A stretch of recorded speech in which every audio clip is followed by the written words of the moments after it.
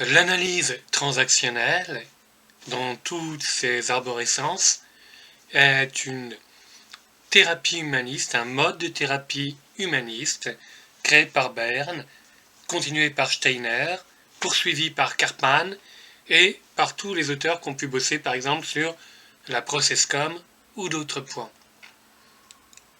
Elle s'appuie sur des présupposés et une sémantique qui est particulière. Eric Berne préférera utiliser des mots simples plutôt que des concepts compliqués.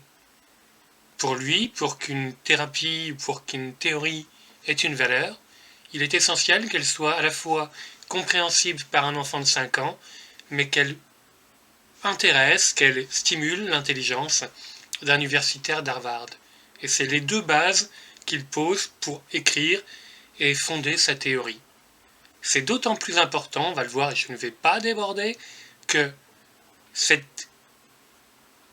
vocabulaire de cette théorie doit être simple, les outils doivent être simples, car notre travail de thérapeute en analyse transactionnelle est aussi de transférer les concepts et les idées de façon à ce que les clients, les patients, puissent les reprendre. On va aborder du coup l'analyse transactionnelle à travers ses présupposés et poser quelques-uns des piliers de l'analyse transactionnelle à travers la structuration du temps et les caresses. Le premier principe de l'analyse transactionnelle, il est extrêmement important parce qu'il va induire tout le reste. C'est un principe philosophique, une position philosophique et une position philosophique efficiente. Je le disais, Berne, en préambule, souhaitait que toutes les théories soient simples, mais pour Berne, la seule théorie qui mérite d'être écrite, c'est celle qui permet de soigner, de permettre à l'homme d'évoluer, de vivre en harmonie avec la nature et avec lui-même, comme le dirait Steiner. Et pour être dans cette position de vie, il est extrêmement donc important de se considérer soi-même comme étant prince ou princesse. Et l'analyse transactionnelle ira plus loin en disant que il est extrêmement important d'ailleurs de considérer que l'autre aussi est un prince ou une princesse. C'est une image un peu simpliste. Elle se retrouve dans cette position de vie qui affirme « je suis ok, vous êtes ok ». J'ai du pouvoir sur ma vie et les capacités d'être quelqu'un de bien. D'ailleurs, je le suis, en grande partie. Et vous avez du contrôle sur votre vie. Vous avez les potentialités pour être ce que vous voulez. Et vous l'êtes, d'ailleurs, en partie. Et c'est cette position qui fonde, pour Berne, la vie saine en collectivité, mais aussi la position du thérapeute avec son patient. Pour Berne, tout patient, tout client est quelqu'un qui est ok. Être ok est quelque chose d'intrinsèque, finalement, d'inhérent à la vie humaine. Il ne peut pas exister de vie humaine qui ne soit pas ok.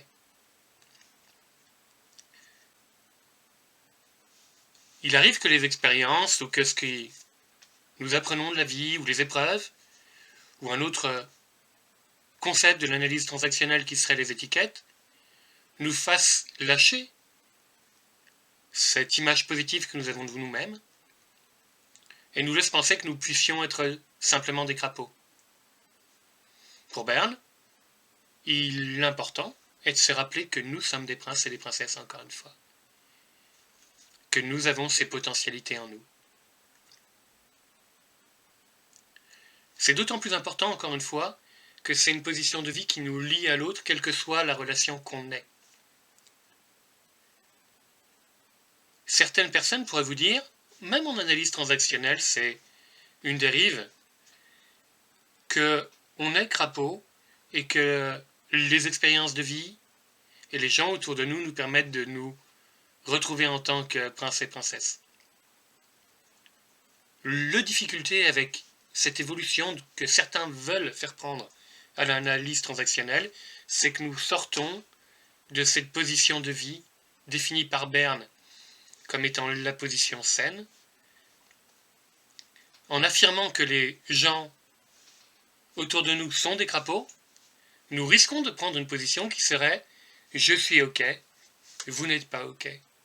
Je suis plein de pouvoir et de capacités et je dois vous les transmettre parce que vous ne les avez pas. » Berne met réellement en garde contre toute position thérapeutique qui s'inscrirait dans ce que je viens de dire. Pour Berne, la bonne position thérapeutique est réellement celle que je viens d'énoncer. Je suis OK, vous êtes OK. On reparlera des positions de vie. En continuant dans ces présupposés, il nous en reste deux à voir, qui sont des présupposés qui sont aussi particulièrement importants parce qu'ils affirment encore une fois quel type de relation doit être celle qui lie le thérapeute, le coach, avec son client. Elles sont assez liées à ce qu'on vient de dire. Comme les gens sont OK, nous ne pouvons pas faire autrement que considérer que les personnes que nous rencontrons qui ont éventuellement des difficultés à un moment donné de leur vie sont OK. Et c'est des concepts sur lesquels on va aller ensuite, et du coup je suis obligé de faire un petit spoiler, mais pour Berne, l'homme est composé d'états du moi, vous avez sans doute déjà entendu parler de ces termes, et ces états du moi sont parents, adultes, enfants. On reviendra sur ces trois états du moi rapidement, mais quand on dit que tout être est pleinement intelligent, on sous-entend en analyse transactionnelle qu'il n'existe pas de personnes qui puissent utiliser leur partie adulte, leur état du moi adulte, pour comprendre ce qui se passe autour d'eux. Et le corollaire de ce principe est que notre travail est de stimuler cette partie adulte que nous allons rencontrer chez notre client patient et que nous allons pouvoir travailler avec eux en leur expliquant nos concepts, notre vision, en transmettant des outils et en leur proposant eux-mêmes de l'utiliser. L'analyse transactionnelle est donc une thérapie dans laquelle il y a bien évidemment quelqu'un qui en sait un peu plus que l'autre au niveau de la théorie, mais qui va travailler à transmettre les outils au client de façon à ce qu'il puisse lui-même analyser sa situation. Le dernier principe initial avec lequel on est obligé de travailler est aussi un principe qui est relativement révolutionnaire, puisque pour Berne, il n'existe pas de maladie incurable. On pourrait le voir en se disant tout simplement que chaque maladie, quand elle apparaît comme incurable. On aurait pu décider que le cancer est une maladie incurable. On aurait pu décider que le Covid est une maladie incurable. À chaque fois que nous sommes face à une nouvelle maladie, nous sommes à la recherche de méthodes et de traitements, et parfois nous y arrivons. Pour Berne, toute maladie, on pourrait discuter de ce terme, son analyse transactionnelle, il ne serait pas très bien admis, puisque justement l'idée est de se dégager du modèle médical. Mais que pour autant tout trouble, toute difficulté peut être résolue de façon définitive.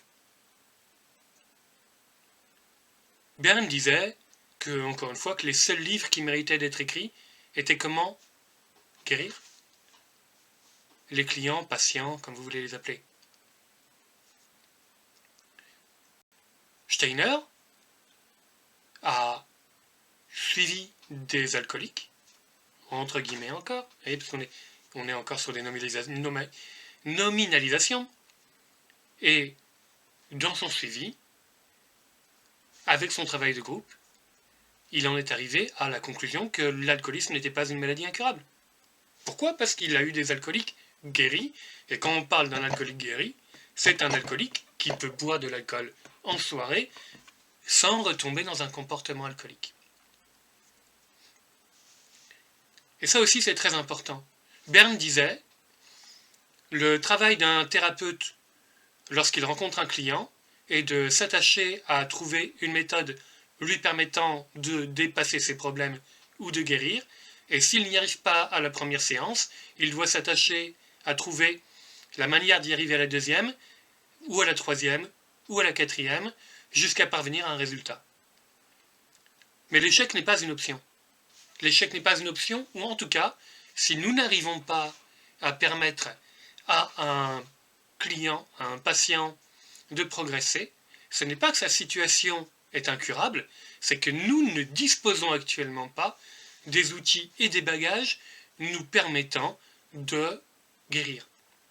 Et on retrouvera ça en PNL, puisqu'il y aura des modes d'accompagnement de schizophrènes et de maladies réputées incurables qui permettront d'obtenir des résultats sans médicaments tout à fait intéressants. Donc voilà, on a vu là les 3 principes sur lesquels s'appuie et naît l'analyse transactionnelle. On va pouvoir avancer un petit peu dans la diapositive suivante. On va donc commencer à parler de ces positions de vie. Vous avez le petit tableau auquel vous pouvez vous référer en bas. On retrouve en haut à droite la position de vie saine à privilégier selon l'analyse transactionnelle, qui est donc cette position dans laquelle je me reconnais comme étant quelqu'un plein de valeurs, de capacités et de pouvoir sur ma vie, et où je reconnais que les autres sont eux-mêmes dans cette même position. Plein de capacités, de pouvoir sur leur vie, d'intelligence, ou alors que je suis quelqu'un de bien qui évolue dans un monde qui est un monde positif. C'est une position que certains qualifieraient d'optimiste. Elle n'est pas forcément, il ne faut pas le voir comme quelque chose dans lequel on se leurre, mais dans une position qui permet une évolution de la société et des relations qui est positive. En adoptant ce point de vue, en adoptant ce qui pourrait être aussi un présupposé, je suis un prince, vous êtes un prince, je suis une princesse, vous êtes une princesse, je permets une évolution positive de notre relation et du monde. On y verra avec les autres, mais c'est évident qu'il est plus facile pour notre morale, pour notre bonheur, d'accepter que nous sommes quelqu'un de bien et que le monde dans lequel nous évoluons l'est ou peut l'être. Juste à côté, en partant vers la gauche, vous avez la seconde position dans laquelle l'individu se considère comme étant quelqu'un d'ok. Donc il va avoir cette même posture, je suis quelqu'un de bien, quelqu'un qui a du pouvoir, éventuellement j'apprécie ce pouvoir, et en revanche, le monde dans lequel je suis, les gens qui m'entourent, n'ont pas les mêmes qualités. Ça peut justifier tout un tas de comportements au nom de cette différence de position. Puisque moi, je me suis donné les moyens d'aller bien, j'ai raison de profiter de ceux qui ne se donnent pas cette même chance. Comme je suis quelqu'un de bien, je suis le seul à pouvoir aider des gens qui n'ont pas le même pouvoir. On reviendra assez rapidement, mais donc on repère ces 2 positions dans lesquelles l'individu est conscient de sa valeur, de son potentiel, de sa place.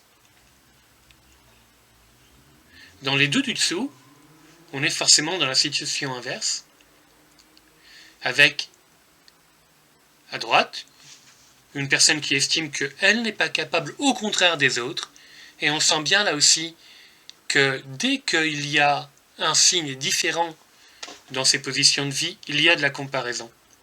C'est-à-dire que la personne se compare aux autres. Elle se compare positivement auparavant. Dans l'idée de la soumission, elle se compare négativement au monde et aux autres.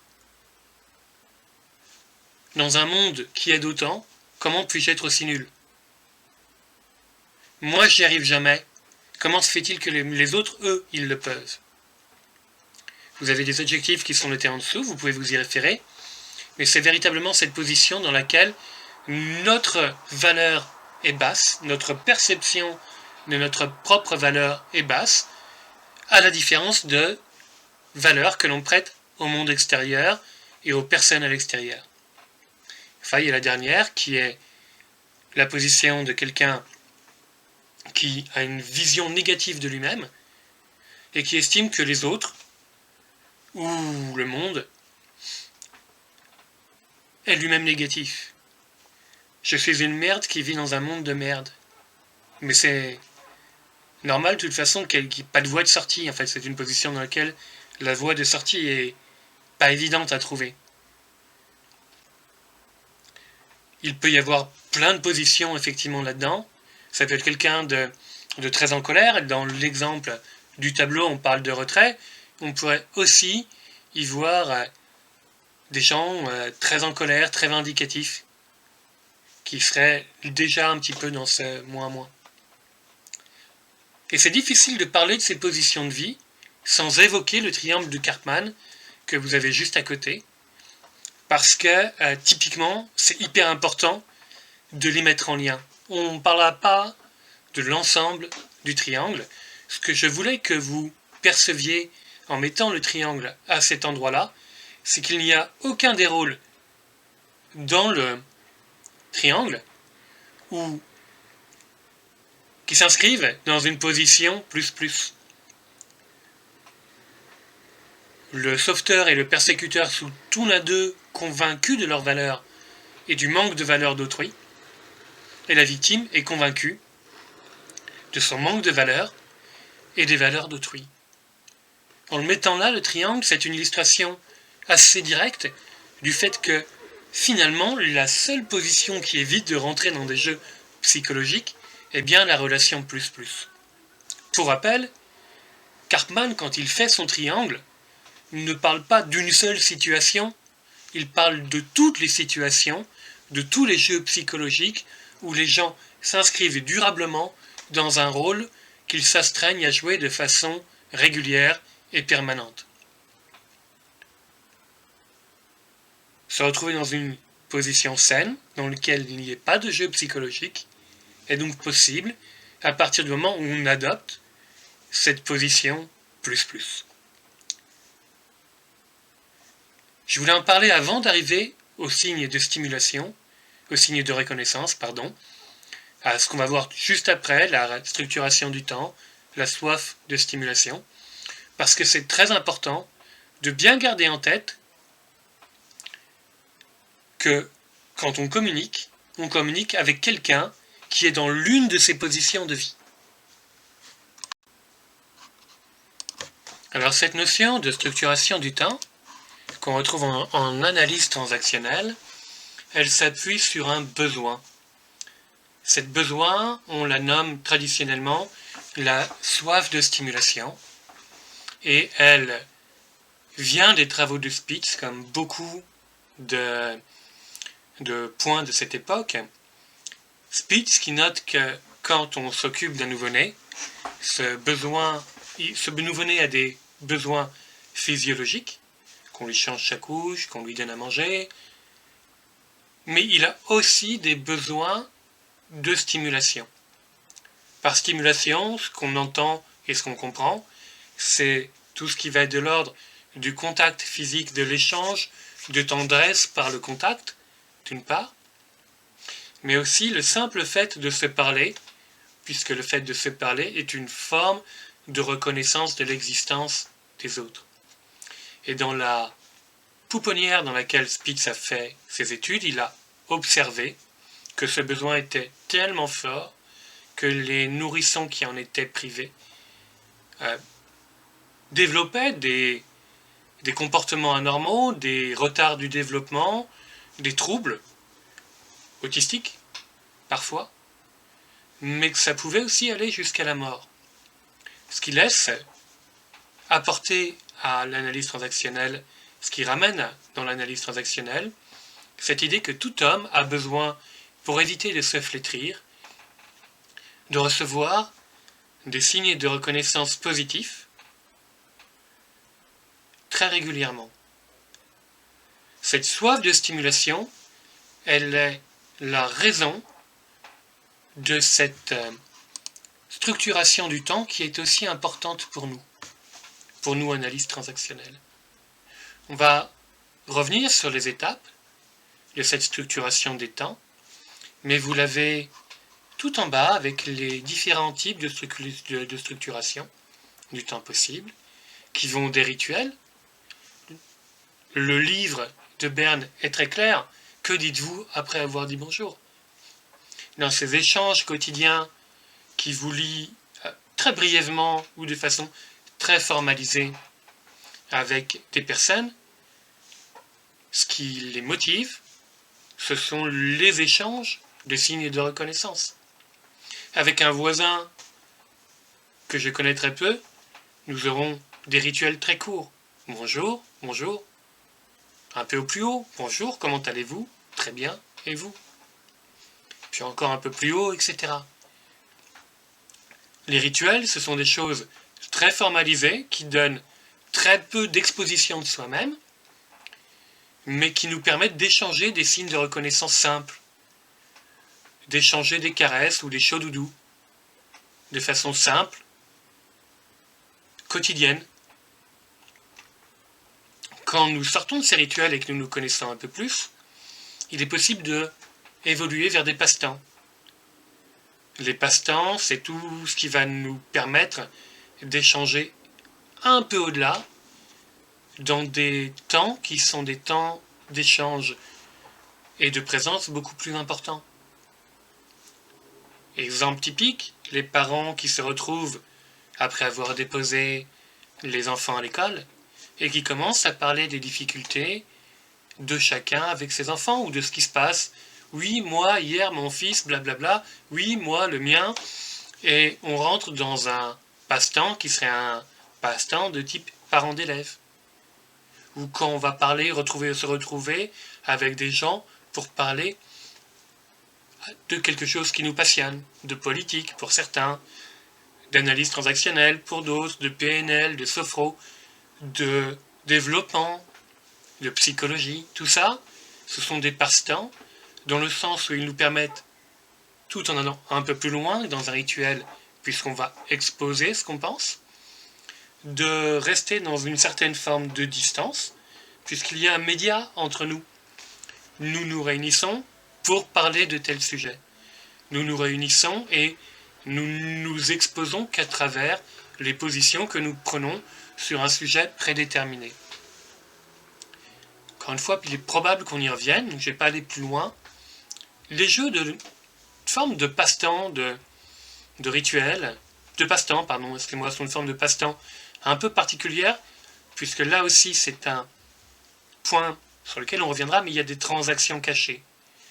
Dans le jeu, chacun attend un bénéfice qu'il est le seul à connaître. Il y a dans les jeux ce qu'on pourrait appeler des coups. C'est-à-dire que je vais être en relation avec vous pour pouvoir poser, à un moment donné, une rupture qui me permettra d'avoir mon bénéfice à moi. Ça vaudra le coup qu'on y revienne, et je vais vous frustrer énormément sans doute, mais je n'irai pas plus loin sur les jeux, là tout de suite. Et enfin, il y a l'intimité. Dans l'intimité, il y a effectivement cette capacité de parler à la fois de moi et de nous. D'être dans une relation où je me découvre et où je projette quelque chose autour d'un nous commun. Ça, c'est l'intimité amoureuse, mais dans l'intimité amicale, il y a bien aussi ces deux domaines. Le fait d'ouvrir, de laisser l'accès à des choses qui sont véritablement profondes, tout en ayant potentiellement des projets ensemble. J'aimerais qu'on y revienne parce que, je sais, on va y revenir, parce que Karpman a une façon très précise de redétailler cette structuration du temps, et je trouvais ça intéressant de vous la présenter juste après, ça vous donne déjà une première approche. Donc, pour l'analyse transactionnelle, les raisons pour lesquelles nous sommes en relation les uns avec les autres tiennent au fait que nous souhaitons bénéficier de caresses, que notre soif de stimulation nous amène à aller organiser notre temps de façon à maximiser l'échange de signes de reconnaissance pour ne pas se flétrir. Ce mot, signe de reconnaissance interrelationnel, c'est le mot scientifique. Berne n'aime pas beaucoup les mots scientifiques, les mots un peu jargonneux. Donc il va les appeler stroke, en français caresse. Et dans le conte de Steiner, qui permet d'avoir une bonne compréhension de ces échanges, de ce qui est entendu par le mot de caresse, ça peut s'appeler aussi chaud-doudou. Chaud-doudou est intéressant à voir là parce que Steiner l'oppose à une autre forme de signe de reconnaissance négatif. Le chaud-doudou est un signe de reconnaissance positif, et Steiner et Berne nous expliquent que cette soif de stimulation est tellement forte que, à défaut de pouvoir obtenir de la reconnaissance positive, à défaut de pouvoir obtenir des caresses, de pouvoir obtenir des chaud-doudous, nous allons nous organiser pour être vus, être visibles, avoir une existence sociale, et que nous sommes prêts, plutôt que de ne rien avoir, à avoir des froids piquants. Il est évident qu'il faut bien distinguer deux choses. La caresse, qui est un signe de reconnaissance positif, et le froid piquant. La caresse, qui est quelque chose de nécessaire à la vie. Il ne peut pas y avoir de vie heureuse, voire de vie du tout, s'il n'y a pas d'échange de signes de reconnaissance positifs. Pas de vie du tout, c'est ce que nous enseigne Spitz. C'est ce que nous donne un certain nombre d'expériences sur les gens qui sont privés de signes de reconnaissance positifs. Le froid piquant n'est pas du tout, au sens de l'analyse transactionnelle, à classer au même niveau. Le signe de reconnaissance, c'est un palliatif. Un palliatif au fait que je ne puisse pas obtenir ce dont j'ai vraiment besoin. Et donc, tout ce qui va être signe de reconnaissance négatif, j'aime pas le dire comme ça, parce que c'est même pas vraiment des signes, s'il y a des signes de reconnaissance négatifs, est à éviter dans l'analyse transactionnelle, parce que ce n'est pas ce que nous devons échanger pour permettre aux gens d'être dans un état correct et d'avoir une bonne relation avec eux. Et du coup, ça peut amener à cette question, ne suis-je condamné que à dire des choses positives sur les autres en analyse transactionnelle? Ne suis-je condamné que à donner des signes de reconnaissance positifs? Est-ce que je peux faire une critique? Alors, une critique existe, et on le verra aussi peut-être par la suite. Il est possible dans une communication, et pas forcément néfaste, de faire une critique. Mais ce n'est pas nécessairement un signe de reconnaissance. Je vais essayer d'être un peu plus clair. Pour qu'un signe de reconnaissance positif existe, il est important qu'il soit émis par quelqu'un qui soit dans la bonne position de vie. Pour émettre un signe de reconnaissance positif, pour émettre une caresse ou un chaud-doudou, je ne peux être réellement que dans une seule position. Cette position, c'est la position « je suis OK, vous êtes OK ». Dans ce cas-là, le signe que j'émets est un signe qui va aller nourrir l'autre et lui permettre de se sentir reconnu.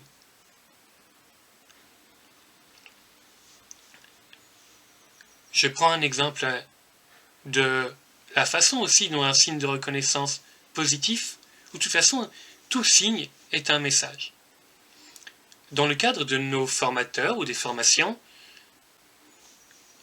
j'ai connu des formateurs qui ont cette capacité à venir proposer des améliorations sans être dans la critique. Quand je dis, ou quand on me dit, ton travail est tout à fait excellent, et il est possible que tu puisses peut-être aussi ajouter tel ou tel élément. Et je pense que tu es capable de prendre plus de temps entre deux parties que tu es en train de développer pour les approfondir davantage. Je suis dans une forme de critique. Mais le message de cette critique est un signe de reconnaissance plus positif, puisque à l'intérieur de ce message, ce que je dis, c'est ton travail, je te reconnais que ton travail est de qualité, et je reconnais ta capacité à aller encore plus loin. Dès lors, nous sommes bien dans un signe de reconnaissance positif. Un froid piquant dans ce cadre-là serait une simple critique qui serait de l'ordre de dire « Non, c'est pas comme ça qu'on fait, fais donc autrement. » Je vais t'expliquer comment faire. Et on voit bien que dans les deux positions, dans les deux propositions que je vous fais, les positions de vie sont différentes.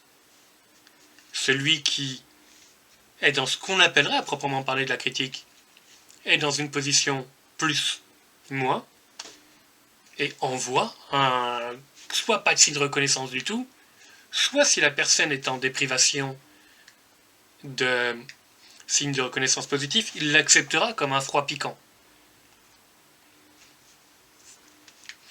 Donc, pour résumer un peu ce point-là, les organisations humaines, les sociétés humaines, les hommes s'organisent pour maximiser l'échange de signes de reconnaissance positive à travers différentes formes de temps de rencontre. Ils espèrent obtenir à l'intérieur des signes de reconnaissance positifs, des caresses, des chauds doudous qui leur permettent de se sentir bien, de se sentir respectés et valorisés, et qui ne peuvent être émis efficacement que dans une position de vie plus. À défaut d'en obtenir, il est possible d'accepter des froids piquants, des attaques, comme étant elles aussi des signes de reconnaissance. Et ces signes de reconnaissance négatifs, ces attaques, ces froids piquants, viennent de positions de vie qui sont majoritairement plus, moins. J'espère que j'ai été clair sur cette partie. De toute façon, on va y revenir et puis vous pourrez poser des questions. Donc Karpman a proposé de son côté une échelle de l'intimité qui reprend globalement ce que Berne nous montrait dans la page précédente. Quand je rencontre quelqu'un, quand quelqu'un vient s'asseoir par exemple à côté de moi dans un train, dans un bar, lors d'une première rencontre, la première possibilité de relation, c'est le silence, qui n'est pas une relation. Karpman le positionne de 0 à 20 dans cette échelle de l'intimité, parce que dans ce silence, il peut y avoir des regards, des postures, et que nous pouvons être dans le silence tout en étant déjà, d'une certaine façon, en train de nous diriger vers de la communication. Il y a le silence pur, dans lequel je vous tourne le dos et je ne vous parlerai pas. Il y a le silence dans lequel je vais venir vous chercher de façon non verbale. Une fois qu'on a commencé à parler, de quoi parle-t-on ? Parler de lieux, d'objets et de choses est selon Karpman une des possibilités que nous avons de parler en nous exposant le moins possible. Parler de l'histoire d'un lieu dans lequel on est permet d'échanger des informations factuelles dans lesquelles je ne donnerai pas d'opinion, mais à laquelle la personne en face pourra me transmettre des informations. Lieu, objet, chose est l'espace du transfert d'informations neutres, dans lequel on commence à évoquer des choses, mais en aucun cas à n'exposer notre personnalité ou le moins possible. De la même façon, Karpman le positionne de 20 à 40, parce qu'il y a différents degrés dans cette possibilité de ne parler que des lieux, des objets ou des choses, ou de commencer à se diriger vers quelque chose qui serait de l'ordre de l'opinion et donc d'exposant pour ma personnalité. Cette notion d'opinion est typiquement celle qui est au-dessus et celle qui fait la différence. On va commencer à parler de personnes qui pourraient nous rapprocher, de personnes qu'on connaît, de personnes sur lesquelles on a une opinion, sur lesquelles on a une appréciation, d'objets pour lesquels on aurait une appréciation, et de nos centres d'intérêt. Mais on le voit bien dans le centre d'intérêt, la probabilité qu'on commence à s'exposer et à exposer notre personnalité est beaucoup plus forte que dans l'étape précédente. Encore une fois, dans ce POCI, dans cette personne option centre d'intérêt, c'est bien l'opinion qui fait une énorme différence sur le degré d'intimité dans lequel on se situe. Encore au-dessus, il y a moi, toi. C'est une étape dans laquelle on commence à parler de nos vies quotidiennes, à parler de ce que l'on vit. On conserve bien évidemment ses opinions, mais on en commence à exposer des parties de nos vies, à interroger l'autre sur des parties de la sienne, et dans lesquelles on est dans une posture d'ouverture vers l'intimité, où on peut être encore une fois à un niveau assez bas ou un niveau assez haut d'exposition. Et en dernière étape, il y a ce nous, et ce nous, c'est la possibilité d'aller vers des projets communs.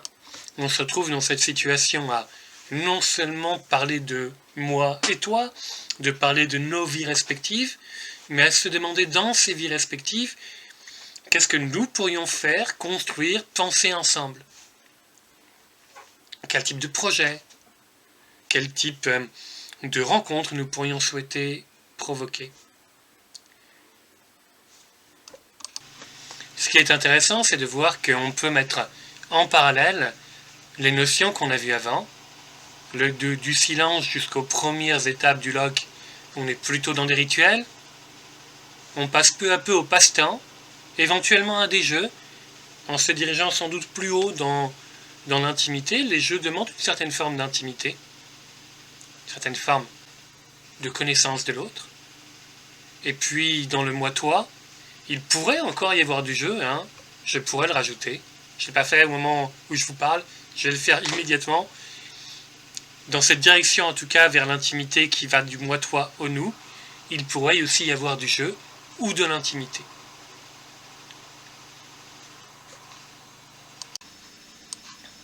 Pour conclure, les différents éléments que nous avons pu voir aujourd'hui, est-ce que je pense important de retenir, tient au fait que pour l'analyse transactionnelle, il y a une position qui est une position saine, que nous devons avoir le plus souvent possible et qui réside en « je suis OK, vous êtes OK ». C'est une position que nous avons connue quand nous étions enfants et que nous sommes capables de retrouver et que toute personne est capable de retrouver. Nous sommes toujours dans des positions de vie. Ces positions de vie peuvent être différentes. C'est important d'avoir une compréhension de la position de vie à partir de laquelle nous agissons et parlons à un moment donné, et de comprendre les positions de vie des autres de façon à avoir une meilleure connaissance des échanges qui peuvent se produire et de ce qui pourrait se passer à l'intérieur. Ces positions de vie sont extrêmement importantes pour comprendre plus tard, quand on le fera, les jeux psychologiques, puisque, à l'exception de la relation « je suis OK, tu es OK », toutes les autres possibilités de position de vie peuvent donner lieu à l'existence de jeux sur lesquels on viendra. Ce sera un des points sur lesquels on travaillera ensuite. Pour l'analyse transactionnelle, notre temps est organisé de façon à avoir des signes de reconnaissance positifs, des signes de reconnaissance qui viennent d'une position « je suis OK, tu es OK ». Et ces signes sont ce qu'on appelle des caresses ou des strokes. Il existe un anti-stroke, une anti-caresse, qu'on appelle aussi un froid doudou. Ce n'est qu'un palliatif. Elle n'a de raison, elle n'est réceptionnée de façon intéressante que dans un cas unique, qui est celui de la personne qui n'aurait pas de signe de reconnaissance positive, qui en manquerait, mais elle est toujours quelque chose de regrettable et de triste, puisque ce dont la personne a besoin, c'est d'un chaud doudou, d'une caresse ou d'un stroke, jamais d'un froid piquant.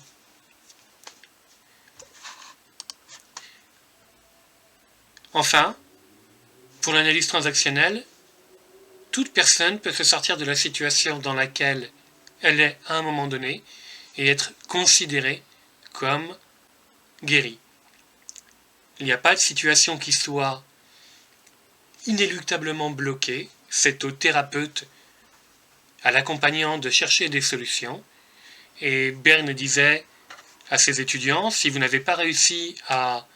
Le travail d'un thérapeute est de rencontrer son client et de tenter de résoudre sa difficulté lors du premier entretien. S'il n'y arrive pas lors du premier entretien, il doit alors réfléchir et essayer de le résoudre lors du second entretien, et ainsi de suite, jusqu'à ce que la personne ne rencontre plus ce problème. C'est véritablement la position qui fonde l'analyse transactionnelle.